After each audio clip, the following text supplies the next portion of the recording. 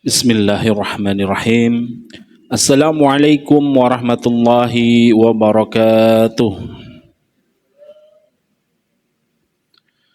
Alhamdulillahi rabbil alamin.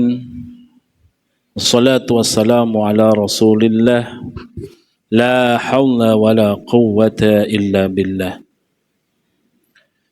Hamdan wa syukran lillah. Selalu kita panjatkan rasa syukur kita kepada Allah Subhanahu wa taala. Pada sore menjelang maghrib ini kita masih sempat menuntut ilmu, duduk di majelis ilmi, tidak lain tidak bukan mencari keridhaan dari Allah Subhanahu wa taala. Semoga hadirnya kita ini akan menjadi nilai ibadah di sisi Allah dan bermanfaat bagi kehidupan kita dunia dan akhirat. Allahumma amin. Salawat dan salam selalu teriring kepada baginda Rasulullah. Allahumma salli wa sallim wa barik alaihi. Allahumma faqihna fid din wa alimna ta'wil, rabbi shrah li sadri wa yassir li amri wahlul 'uqdatam min lisani yafqahu qawli. Jamaah yang dirahmati Allah Subhanahu wa taala, 2 bulan lalu kita sudah bahas peristiwa lahirnya Rasulullah sallallahu alaihi wasallam. Sampai ketika itu Rasulullah sallallahu alaihi wasallam lahir setelah peristiwa penyerangan Ka'bah oleh seorang seorang panglima perang dari Afrika yang bernama Abrahah. Beberapa hari kemudian lahirlah Rasulullah di kota Mekah. Pada kesempatan majelis ilmi ini, kajian Sirah Nabawiyah, saya coba membuat peta konsep kajian kita supaya kerangkanya memudahkan. Hari ini kita mau apa sih yang disampaikan.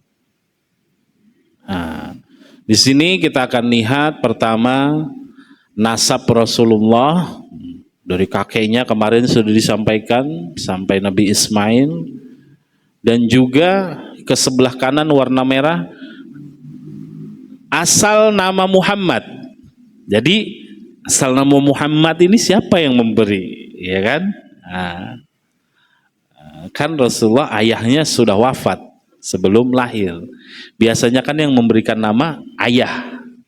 Ayah beliau Abdullah. Setelah itu ketika Rasulullah lahir, kita akan bahas peristiwa atau kejadian bisa dibilang unik, bisa dibilang luar biasa. Karena memang ini atas izin Allah Subhanahu wa taala. Ketika Rasulullah lahir, Allah turunkan kejadian-kejadian peristiwa di seantero jazirah Arab dan di sekitar Rasulullah lahir. Baru nanti lahir diasuh oleh Halimatus Sa'diyah. Kenapa diasuh? Alasannya apa?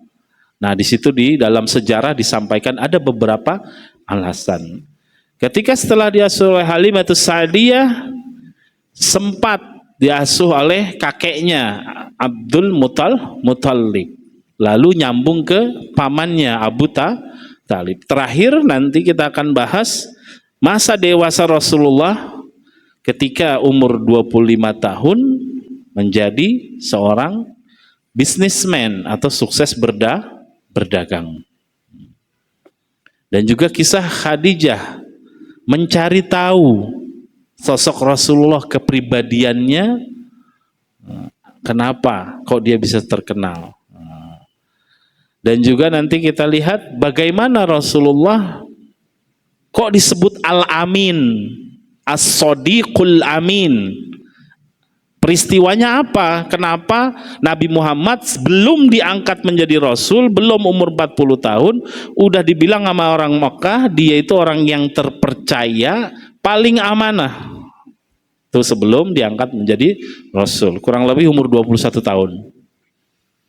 Dan terakhir kita akan bahas proses Rasulullah menikah dengan Khadijah. Nah, ini petanya, kerangkanya kita akan sampaikan ini seperti itu. Sebagian mungkin sudah tersampaikan di pelajaran-pelajaran waktu sekolah atau kuliah atau waktu baca-baca. Tapi kita ulangi di sini untuk menguatkan pengetahuan kita dan memotivasi kita. Oh, Rasulullah tuh dari kecilnya tuh begini, masa kecilnya itu Allah sudah menjaganya. Peran ibunya tuh Bu, gimana sih seorang Aminah gitu ya. Nah, ini sebagai kilas balik nasabnya Rasulullah dari Muhammad bin Abdullah terus sampai Adnan. Ini yang disepakati ulama, yang merah Adnan atas. Merah Nabi Muhammad di bawah, merah sampai di atas. Adnan itu disepakati oleh ulama. Mau dia Syafi'i, Maliki, semua menyepakati ini. Ketul ahli tarikh, para sejarawan, bahwa Rasulullah itu lahir 12 Rabiul Awal di tahun gajah. 50 hari kurang lebih 1 bulan lebih setelah pasukan Abraha hancur. Makanya ketika itu sebelum ada penanggalan tahun Hijriyah disebutnya tahun gajah sesuai tahun peristiwa. Kurang lebih ya, ini untuk harinya banyak diperdebatkan lah, ada yang berapa hari, yang penting kita sepakati setelah Abraha hancur. Sampai Nabi Ismail, kenapa saya garis tanda tanya di sini? Disitulah banyak perdebatan ulama. Sampai Adnan. Sampai Ismail, sampai Ibrahim, sampai Nabi Adam, di situ banyak para sejarah yang berbeda pendapat. Ini 23 aja belum tentu hafal. Jadi sampai Adnan aja Bapak Ibu sekalian ya. Muhammad bin Abdullah, ya kan, bin Abdul Muttalib, Hashim bin Abdi Manaf, bin Kilab, bin Murrah, bin Qusay, bin Kilab. Tidak. Insya Allah ini sebagai penyampaian awal. Rasulullah lahir ketika itu di tahun gajah. Ibunda beliau Aminah, ada beberapa peristiwa yang terjadi. Rumah tempat Aminah melahirkan Rasulullah, di sini ada beberapa kejadian. Yang pertama, terlihatnya bintang Ahmad di Madinah. Ini kepercayaan Yahudi. Hasan bin Sabit ketika itu tinggal di Madinah, dia itu penyair, habis itu nanti masuk Islam. Ketika masuk Islam, dia sampaikan kepada Rasulullah. Umurnya 7 tahun lebih tua dari Rasulullah di Madinah. Kan sudah saya sampaikan beberapa kajian sebelumnya. Madinah itu ada orang-orang Yahudi, Qainuqa, Nadir, Quraizah, sebelum Rasulullah hijrah. Kenapa? Mereka mengimani, mempercayai ajaran Taurat yang dibawa oleh Nabi Musa ketika itu. Di dalam isinya ada Nabi terakhir nanti munculnya di Madinah. Tidak disebutkan dalam kitabnya Madinah, tapi ciri-cirinya kotanya diapit oleh 2 bukit batu yang terjal, belakangnya pohon korma yang banyak, cuman depan utaranya aja yang kosong. Nah, itu ciri-cirinya kota Yasrib. Nah, bintang Ahmad, kata Hasan bin Sabit, muncul. Kita bukan mempercayai kepercayaan Yahudinya, tapi inilah kejadiannya. Bahkan ada satu dialog malaikat Jibril sama Rasulullah. Berapa umurmu? Ya kan gitu. Ya, umurku sudah beberapa kali sebagaimana bintang Ahmad itu muncul berapa ribu tahun sekali. Ini bukan kita sepakati, tapi kejadian, kesaksian seorang penyair namanya Hasan bin Sabit yang di Madinah, jamaah sekalian. Yang kedua, peristiwa ketika saat Rasulullah lahir, Aminah ibunda Rasulullah melahirkan tanpa kesulitan. Orang manusia biasa aja banyak kok yang lahir tanpa kesulitan. Sekarang aja medis sudah berkembang. Zaman dulu nenek kita itu ya udah melahirkan mudah gitu. Apalagi gaya hidup sehat. Apalagi ini yang mau lahir utusan Allah, kekasih Allah, nabi terakhir. Jadi tanpa kesulitan. Bahkan ada riwayat menyampaikan tempatnya itu bersinar. Setelah lahir, nomor 3, Nabi Muhammad lahir dalam kondisi keadaan seakan kepalanya ke atas, tangannya begini, seakan sedang berdoa kepada Tuhan pencipta alam semesta. Nah, ini Rasulullah. Di sini ada tidak saya tulis, lahir sudah terkhitan. Kan riwayatnya nemu nggak Pak? Rasulullah disunat? Nah, enggak. Riwayat yang paling kuat sejarah Rasulullah lahir dalam keadaan sudah terkhitan. Tidak saya tulis, tali pusarnya sudah bersih, langsung bersih. Kenapa?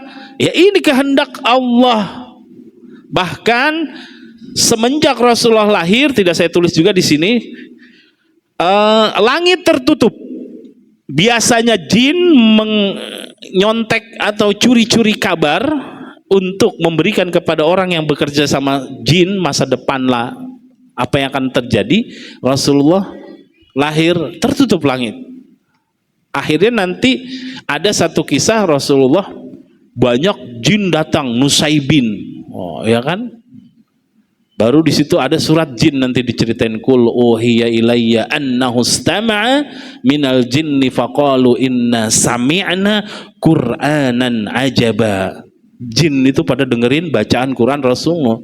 Yahdi ila rusdi. Baca Quran itu, baca ya, baca Quran itu yahdi, memberi petunjuk. Jin aja dia mau loh dengerin dan baca. Yahdi ila rusdi. Ini di surat Al-Jin pengakuannya. Berkaitan dengan akhirnya Rasulullah tertutup. Jin-jin yang musyrik kafir itu yang suka mencuri kabar ke langit itu tertutup. Bahkan ada satu riwayat kalau ada petir, kilat, itu katanya lagi dicambuk yang pada nyuri-nyuri kabar. Kita tidak di situ pembahasannya. Nah, Rasulullah lahir sudah terkhitan, kabar dari langit itu tertutup. Karena Rasulullah lahir. Jin pusing dah udah nggak bisa nyuri-nyuri lagi kabar dari langit. Nah, ini yang sangat megah lah. Rasulullah lahir yang berkuasa di Jazirah Arab bahkan dunia ketika itu, ketika Rasulullah lahir ada dua kerajaan kan yang nyerang waktu itu Abraha dari Romawi kan, di bawahnya Roma. Afrika itu di bawah kekuasaan Roma. Sebelah sono ada namanya kerajaan Persia, Kisra. Bapak Ibu lihat di belakang ini kan tiang-tiang betonnya kuat.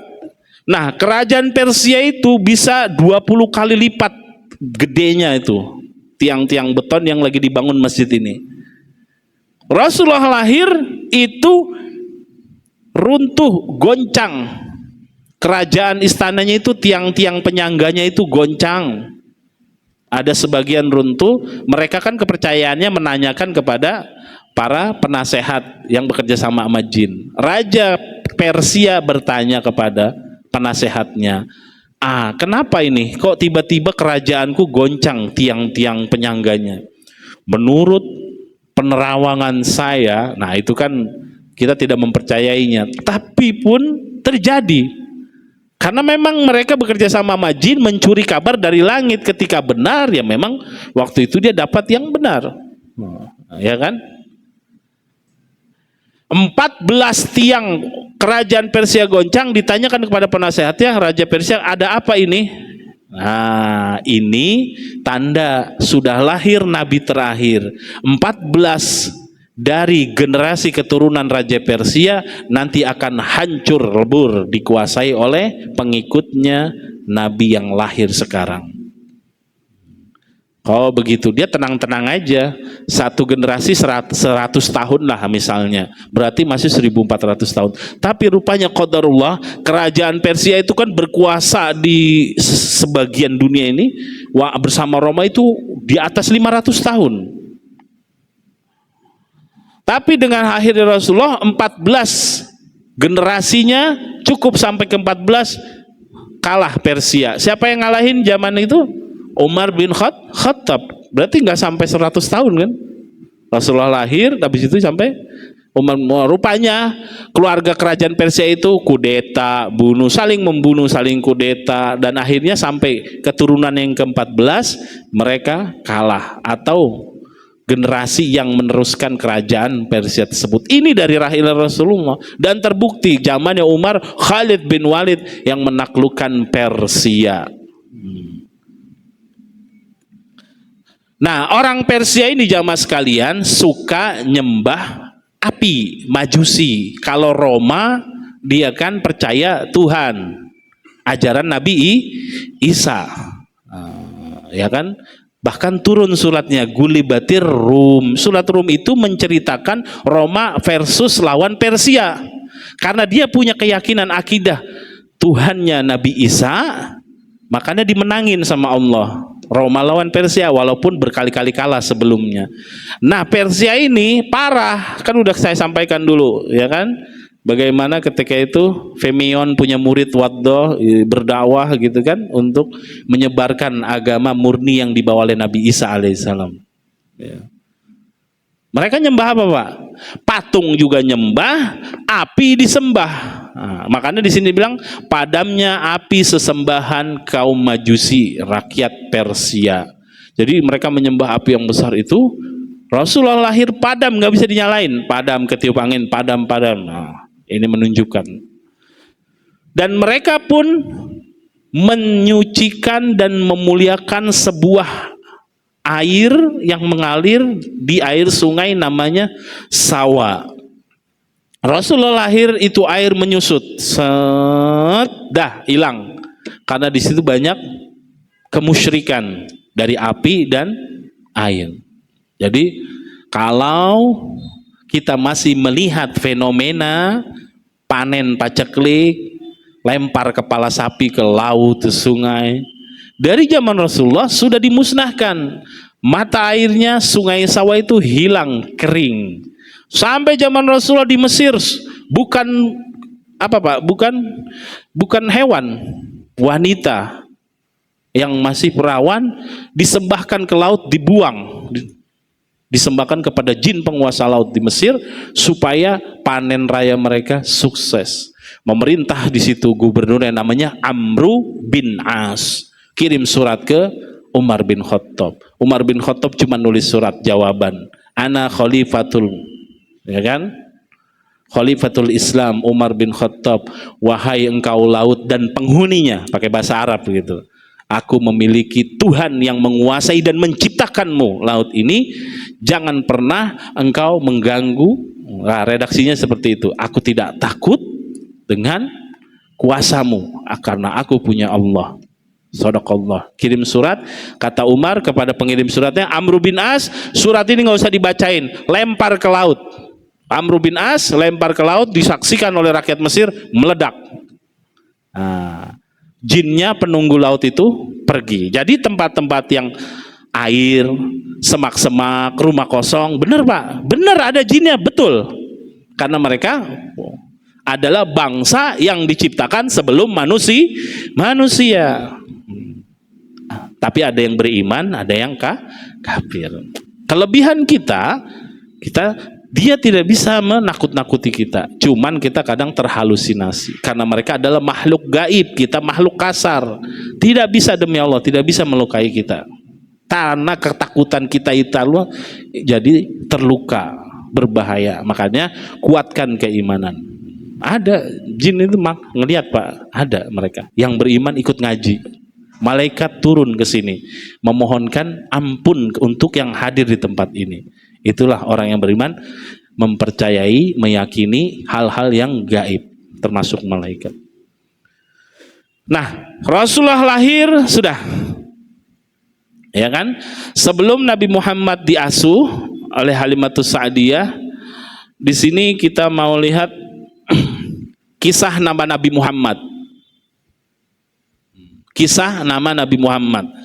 Abdul Muthalib kakek Rasulullah ketika itu bersama temannya yang 3, Sulaiman bin Mujazi, Hulailah bin Hajid, Himran bin Rabi'ah, mereka melakukan perjalanan bisnis ke negeri Syam, berdagang. Sampai di sana ketemu pendeta. Kan Quran belum turun.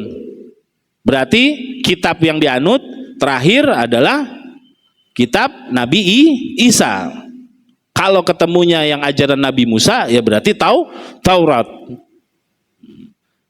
Mereka bertemu seorang pendeta menanyakan, kalian dari mana? Kami dari sebuah negeri namanya Mekah, di sebuah padang pasir. Ditanya sama pendeta tersebut, dalam kitab saya ini ajaran Nabi sebelum Nabi Muhammad, dia bilang ada Nabi terakhir namanya Ahmad, lahirnya di negeri Mekah, di Bakkah. Namanya Muhammad. Kalau dalam kitab Taurat Ahmad bin Abdullah bin Abdul Muthalib. Nah, ada juga di kitab Injil namanya Muhammad. Tapi Injil yang dari Nabi Isa ya, bukan yang sekarang. Setelah perjalanan pulang, mereka sepakat 4 orang ini, kakek Rasulullah Abdul Muthalib dan teman-temannya, siapa duluan di antara kita yang punya cucu laki-laki, kita namakan Muhammad. Semoga itu benar adalah Nabi yang terakhir Allah utus. Dengan takdir Allah, ya kan, Abdullah anaknya Abdul Muthalib yang waktu itu mau disembeli kan, ingat nggak? Mau disembeli, diundi, akhirnya ditebus pakai 100 onta kan, 10 kali pengundian nama Abdullah terus yang keluar. Nah, makanya Rasulullah bilang ana ibni zabihain, aku anak dari keturunan yang hampir disembeli. Ayahnya Ismail hampir disembeli, ayahnya tepat di atas, kakeknya Ismail hampir disembeli, Abdullah hampir disembeli.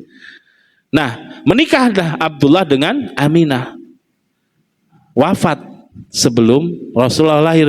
Ketika Rasul lahir, kejadian-kejadian yang terjadi tadi, Abdul Muthalib ketika itu langsung datang menemui Aminah dan dibawa. Ingat, kakek Rasulullah Qusay bin Kilab ketika itu apa? Membangun namanya satu gedung pertemuan yang merebut wilayah Mekah. Ketika itu kekuasaan kan kakek Rasulullah namanya Qusay bin Kilab, ya kan? 2 di atas 3 di atas Rasulullah.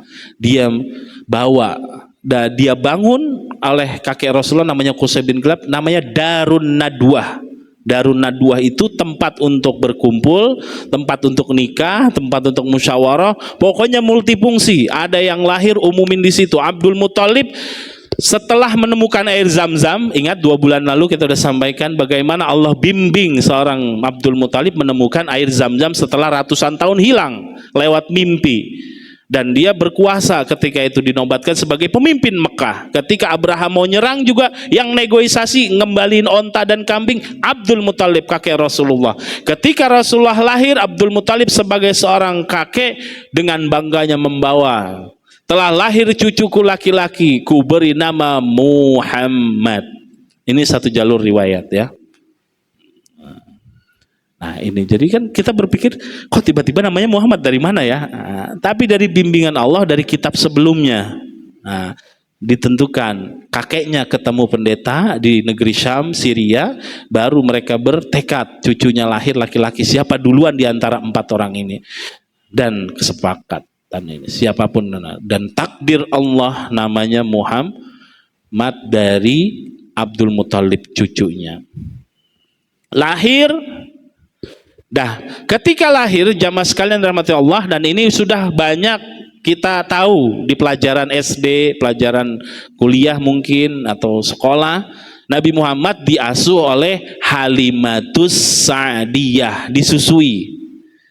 Sa'diyah itu nama suku Sa'diyah. Mekah agak jauh dikit ke tengah, dan dia jauh dari hiruk pikuk lalu lalang orang dari seantero Arab. Sukunya terjaga, kebersihannya, lingkungannya terjaga. Orang-orang Mekah ketika itu punya kebiasaan, anak kalau lahir titipin jasa pengasuhan. Ya kalau bahasa sekarang babysitter. Tapi zaman Rasulullah itu disusuin oleh wanita-wanita orang suku Sa'diyah. Makanya namanya Halimatus Sa'diyah, dinisbatkan ke sukunya, suku Sa'diyah. Halimah mempunyai suami namanya Haris. Ada kesepakatan satu waktu suku-suku Sa'diyah berangkat ke kota Mekah untuk menjajakan jasanya untuk mengasuh anak yang baru lahir. Berangkatlah, dan dalam sejarah Halimatus Sa'diyah ini bersama suaminya Haris ketika itu dalam keadaan ya ekonominya lagi seret, cuman pakai keledai yang kurus kering. Kambingnya di rumah kecil, sudah tidak mengeluarkan susu lagi, tidak menghasilkan, tapi ada sepasang tapi kurus. Dengan hewan keledai yang kurus juga didorong. Karena kurus kurang makan, Halimah Sa'diyah bersama Haris bersama rombongan suku Sa'diyah menuju kota Mekah. Karena keadaan kendaraannya ini kurang bagus, mereka datang terakhir. Ketika udah datang terakhir di satu tempat itu di Mekah sudah dijajakan. Setiap yang sebelumnya Halimah datang ke Nabi Muhammad, ke Ibunda Aminah, oh nggak ada bapaknya, yatim, disangkanya miskin. Udah dilewat sampai akhirnya sudah semua dibawa oleh orang-orang suku Sa'diyah yang membawa jasa untuk apa? Untuk menyusui anak. Tinggal Halimatus Sa'diyah ini. Kata suaminya Haris, itu ada anaknya Aminah, kita bawa saja. Apa salahnya daripada kita sudah sampai kota Mekah tidak membawakan hasil. Ya bisa dibilang nggak ada lagi, tapi itulah takdir Allah. Yang menyusui Rasulullah selama 2 tahun itu adalah Halimah. Nanti ada anaknya Halimah sama sesusuan sama Rasulullah. Ketika penaklukan kota Mekah, perang Hunain, dia dibebasin. Saya saudaramu sesusuan. Oh ini ya ketika, karena dia lebih tua dari Rasulullah ketika itu. Nah ini nanti kita ketemu lagi di perang Hunain.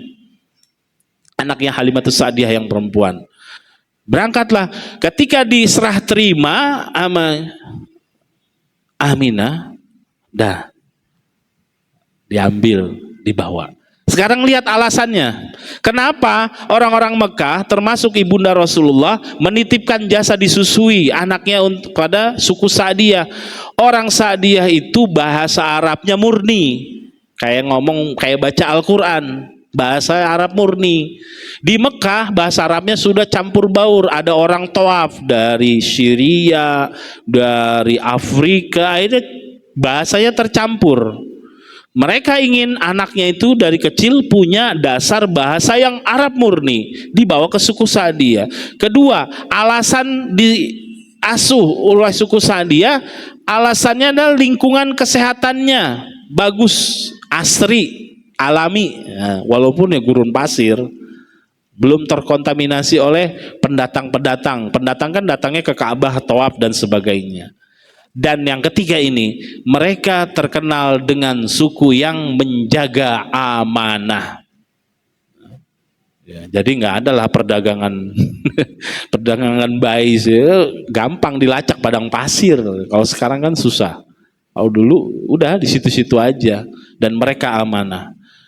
Diasuhlah oleh Halimatus Sa'diyah. Ketika serah terima baru naik keledainya. Dengan izin Allah, keledainya yang lemas tiba-tiba segar dan jalannya cepat. Semua suku Sa'diyah kelewat. Halimah, Haris, ada apa gerangan? Oh, keledai kamu kok tiba-tiba berjalan cepat. Dan akhirnya mereka ketinggalan, nyampe duluan. Sampai di rumah, datang lagi keajaiban yang Allah berikan kepada keluarga Halimatus Sa'diyah. Apa?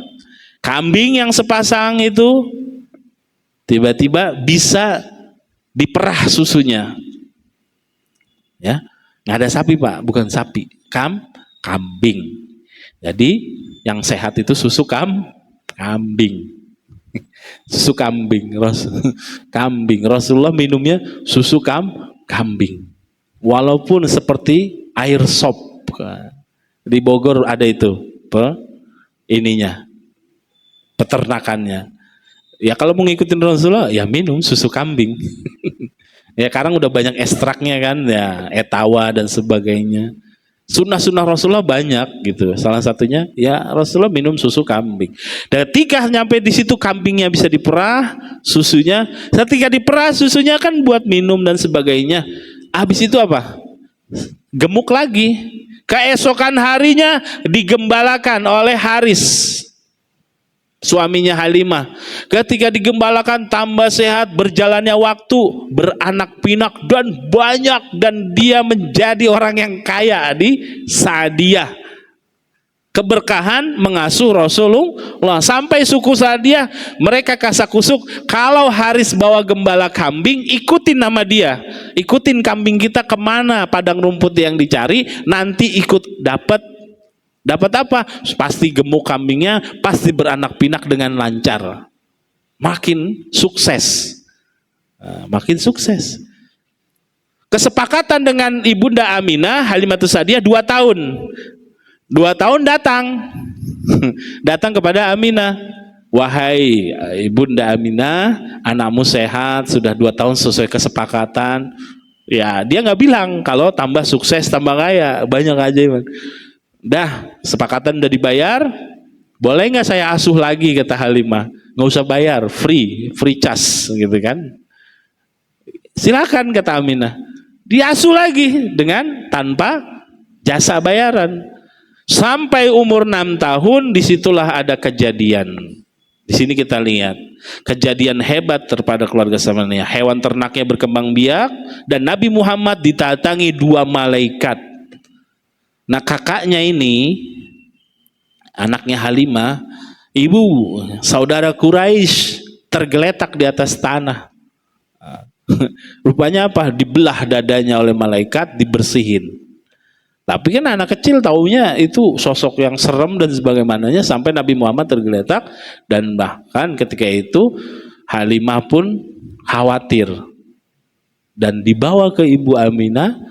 Kenapa balik lagi, katanya? Udah nggak apa-apa. Kemarin katanya mau ngasuh lagi, terusin, kata Ibu Aminah. Ceritakan ada apa? Nggak mungkin kok tiba-tiba ujuk-ujuk dikembalikan lagi. Ada sosok yang datang tapi saksinya anak saya, dibelah dadanya. Dan ibunda Aminah bersumpah, itu bukan jahat, karena aku selalu mendoakan anakku mulai dari kandungan. A'udzubillah.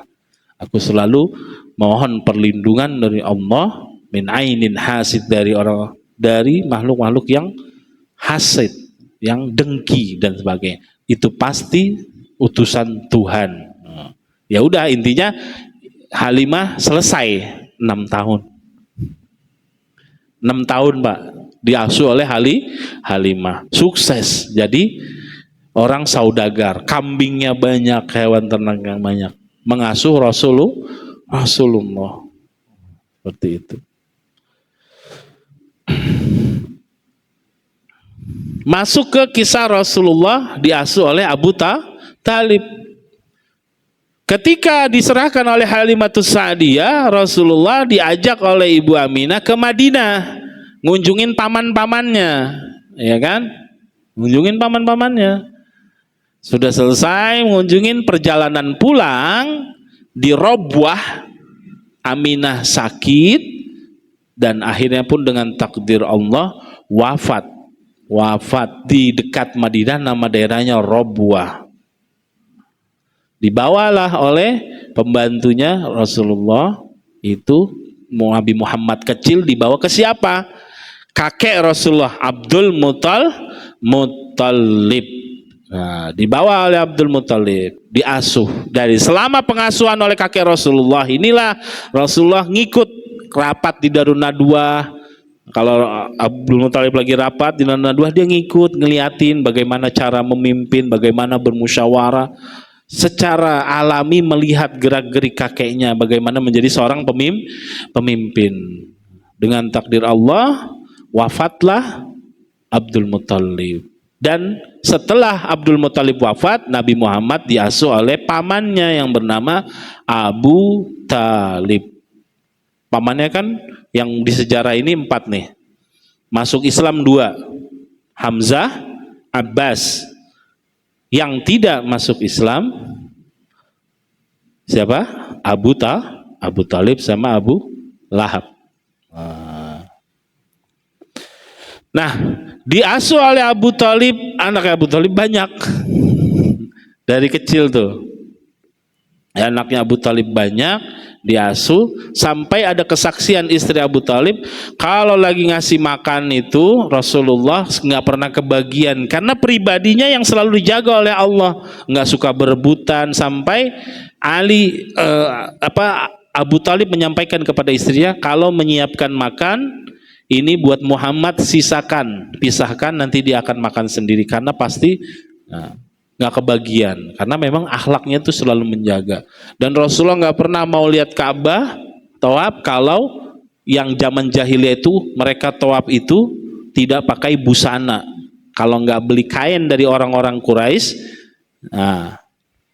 tidak pakai busana. Jadi Rasulullah itu nggak mau dia lihat-lihat kayak gitu. Dijaga oleh Allah. Diasuh oleh Abu Talib.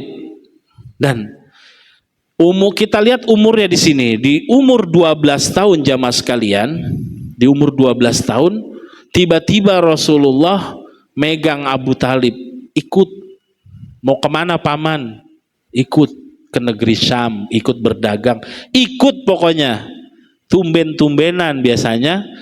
Dan kata Abu Talib, jangan ikut, pokoknya. Nah itu adalah bimbingan Allah. Di sini ada gambarnya itu, gereja Buhairah, pendeta Buhairah, dan tanda kenabian saat Nabi Muhammad usia 12 tahun. Nah itu gerejanya itu menuju ke negeri Syam, Ikutlah Rasulullah, Nabi Muhammad kecil umur 12 tahun bersama pamannya Abu Talib, rombongan berhenti di gereja ini.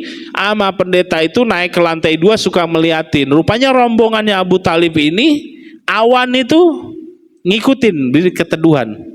Pohon-pohon sekitar itu tiba-tiba begini, kayak memberi penghormatan.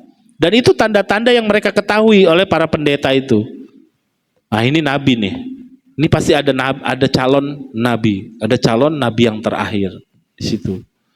Mereka dijamu, suruh makan. Pendeta Buhairah bertanya, adakah orang lain yang belum masuk ke ruangan ini kita jamu makan? Nah, nggak ada, udah semua. Ditanya sekali, adakah lagi yang belum masuk? Ada, anak kecil, ya kan? Kata Abu Talib. Dia mah jagain barang-barang di luar. Nabi Muhammad suruh jagain onta dan barang-barang dagangannya para kafilah orang-orang Mekah. Disamperin nama Buhairah. Kamu siapa? Nama saya Muhammad.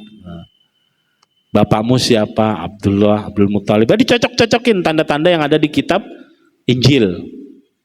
Pendeta Buhairah ini.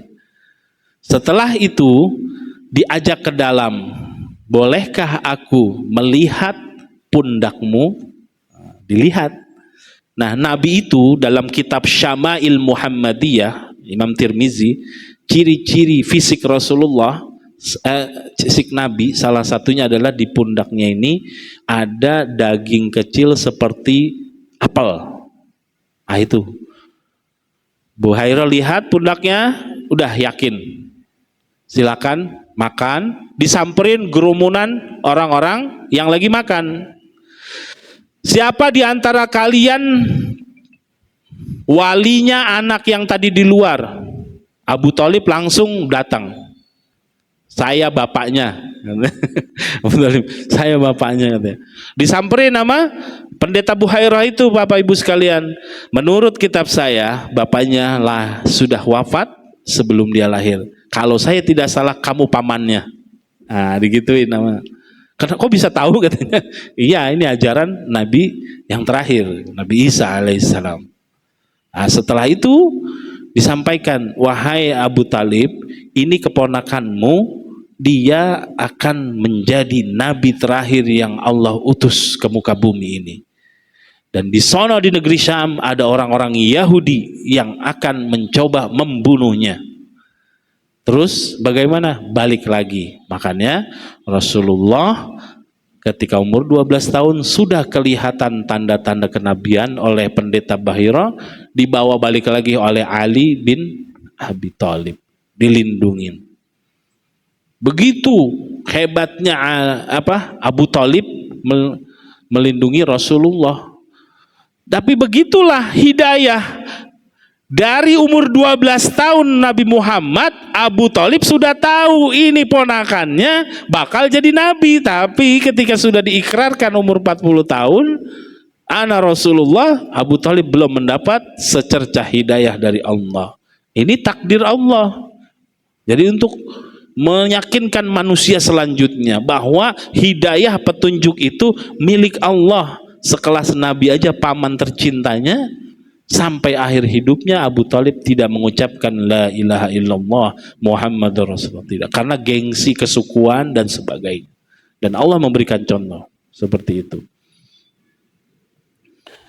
Gereja, nah ini gerejanya Bapak sekalian ada ininya dekat Syria kalau tidak salah. Kalau ada paket-paket tur bisalah itu dicek-cek. Tinggal peninggalan-peninggalannya. Sebagaimana gerejanya Abraha itu yang dirusak gitu kan, nah, di daerah sana, ya kan? Ini nama sudah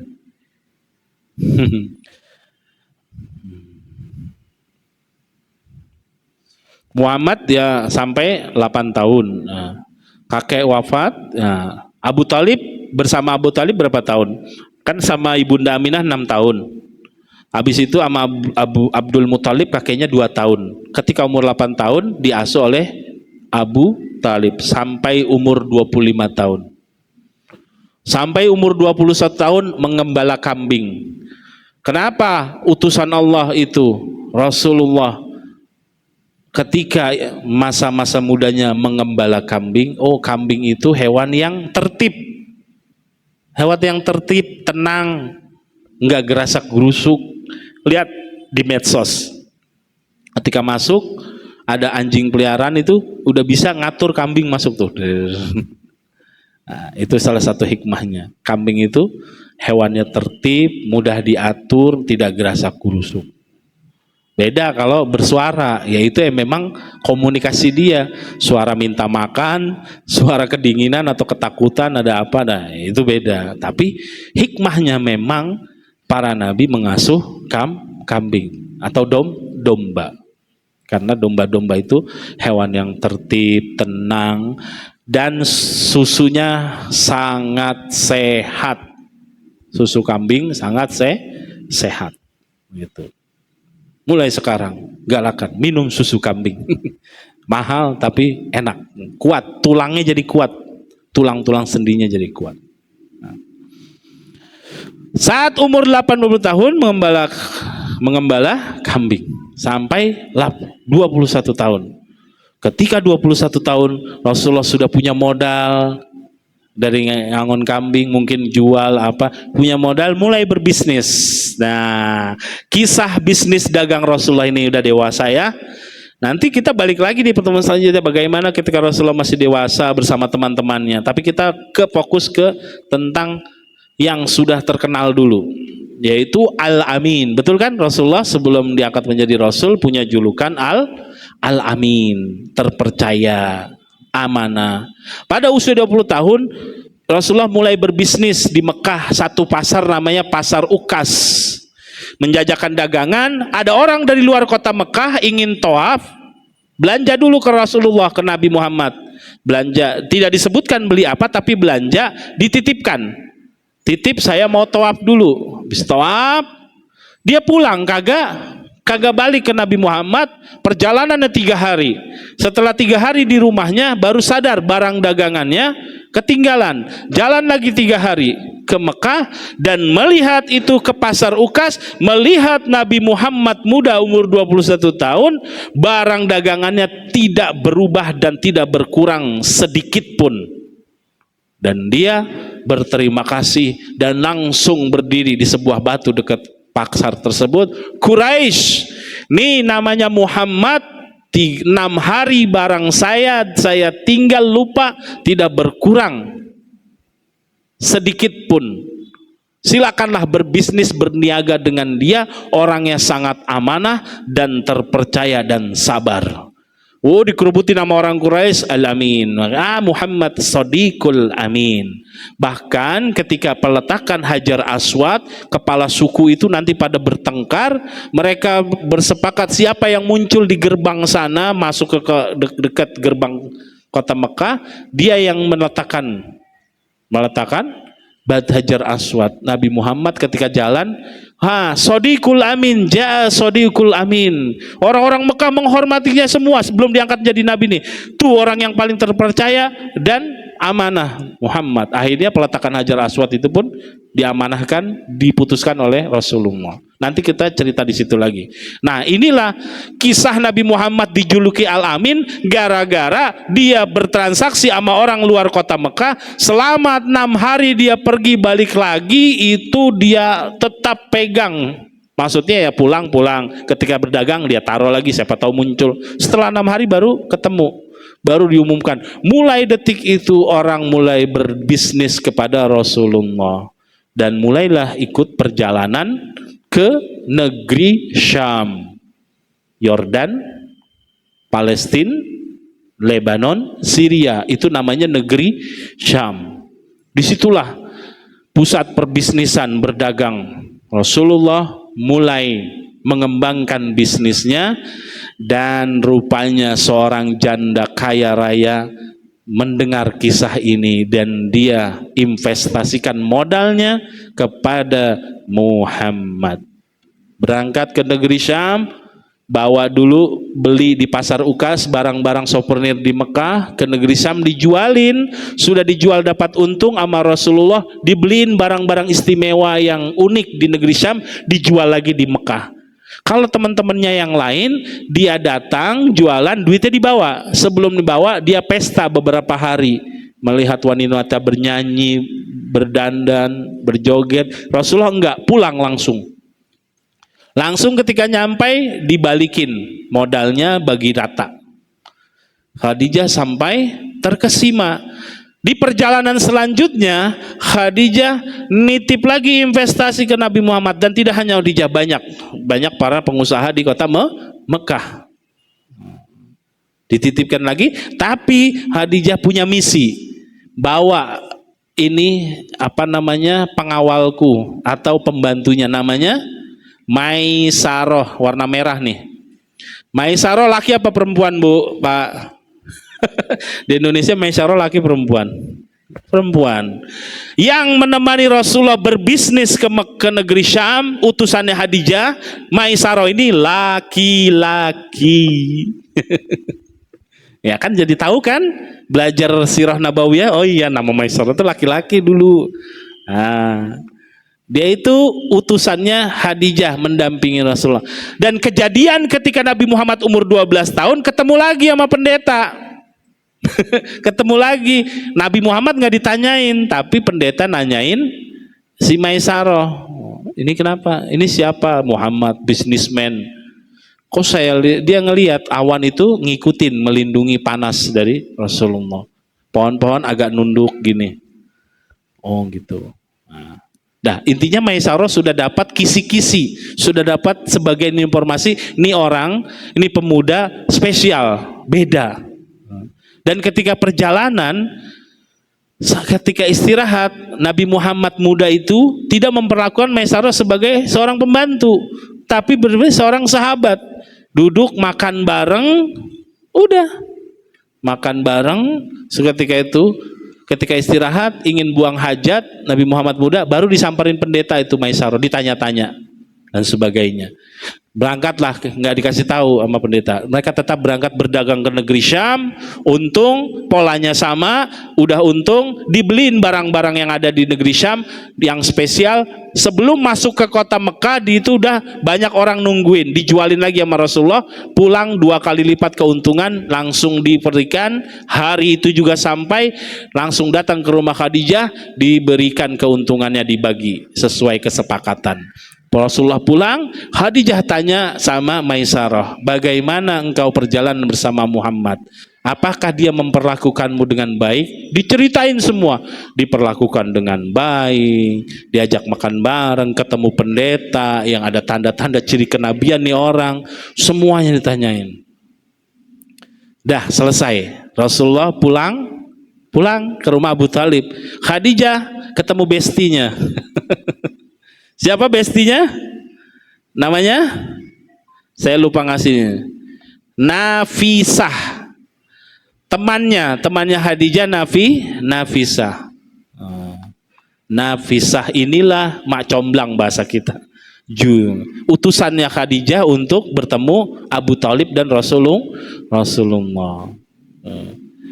Nanya kepada Nafisah, gimana kamu udah kenal namanya Muhammad? Iya. Saya ada, ya bahasanya Khadijah tertarik dengan Nabi Muhammad. Sebelumnya para saudagar Mekah sudah melamar Khadijah, ditolak karena Khadijah binti Khuwailid adalah janda kaya, punya harta yang banyak, rumah yang megah, tapi ditolak semua. Umur 40 tahun. Tapi melihat kepribadian Rasulullah dengan izin dan takdir Allah, hatinya tertarik dengan Nabi Muhammad. Caranya apa? Ya begini caranya kalau mengikutin utusan, ngasih utusan untuk mencari informasi, ketika ditolak pun tidak sakit hati. Kan zaman anak sekarang main langsung mengutarakan, akhirnya ya itulah kebiasaan-kebiasaan orang-orang Yahudi diikutin, pacaran dan sebagainya. Khadijah utus Nafisah. Kata Nafisah, tenang, ini urusan saya. Berangkat Nafisah ke rumah Abu Talib. Di situ ada Nabi Muhammad. Tanya-tanya, Muhammad bagaimana kabarnya? Umur berapa? 25 katanya. Emang kagak mau kawin? Nah bahasa kita gitu. Ya mau, cuman belum cukup. Padahal sudah jadi bisnismen. Kata Nafisah, kenapa engkau tidak menikahi yang semua sudah ada pada dirinya? Harta ada, kekayaan juga melimpah, jabatan juga mereka terkenal. Siapa? Kata Nabi Muhammad. Khadijah binti Khuwailid. Nabi Muhammad kaget. Siapa saya? Katanya. Siapa saya? Saya belum banyak untuk menyiapkan kebutuhan. Tapi Nafisah sudah mendapatkan pesan dari Khadijah. Serahkan kepada saya. Muhammad, kalau engkau setuju, serahkan soal menyampaikan ini ke Khadijah dengan saya. Kata Rasulullah, kalau memang semua setuju, saya ikut. Misi Nafisah berhasil, bertemu Khadijah, deal. Dan menikahlah dengan Rasulullah. Terakhir kita tutup. Ya, sudah jam 5 lewat. Terakhir kita tutup, Rasulullah. Nah ini kaum orientalis dan liberal, kita akan bantah. Rasulullah paling bawah, Bapak Ibu sekalian lihat. Nabi Muhammad menikah dengan Khadijah, mahar 20 ekor unta. Khadijahnya kaya raya bener, tapi Nabi Muhammad jarang diekspos. Ketika menikahi Khadijah sudah jadi bisnismen yang sukses dari umur 21 tahun tadi ketika berdagang awal di pasar Ukas. Terus sampai 25 tahun berterus dan banyak hartanya berupa hewan ternak. Ketika maharnya menikahi Khadijah 20 ekor unta. Sapi berapa sekarang harganya? Paling bagus ya nggak usah yang limosin lah, 40 juta 50 juta ya kan. Berarti onta harganya di atas sapi 20. Ya kita hitunglah 20 itu kalau bisa secara kasat ini 2 miliar. Tuh Rasulullah maharnya menikahi seorang Khadijah 20 onta. Kalau kita rupiahkan kira-kira segitu. Jadi ada orang-orang yang mengkritisi dari orientalis dan juga yang benci dengan Islam, Rasulullah menikahi janda kaya, numpang hidup dan sebagainya. Sejarahnya ini kita belajar. Rasulullah umur 21 tahun sudah berbisnis dan merintis, sukses. Ketika menikah dengan Khadijah semua sepakat, langsung dia dengan mahar 20 unta. Kalau sekarang makanya kita Innovazenik kali gitu kan, kalikan 10. Nah gitu. Seperti itu maharnya. Nah, jadi ini untuk membantah. Rasulullah sangat memuliakan istrinya Khadijah binti Khuwailid. Pertemuan ke depan kita akan bahas. Rasulullah masih muda, masih kita bahas, dan juga sama didampingi oleh Khadijah, menerima wahyu, dan ada fikih keluarganya dan sebagainya. Semoga bermanfaat karena waktu sudah mau masuk maghrib. Aku qouli hadza, terima kasih. Assalamualaikum warahmatullahi wabarakatuh.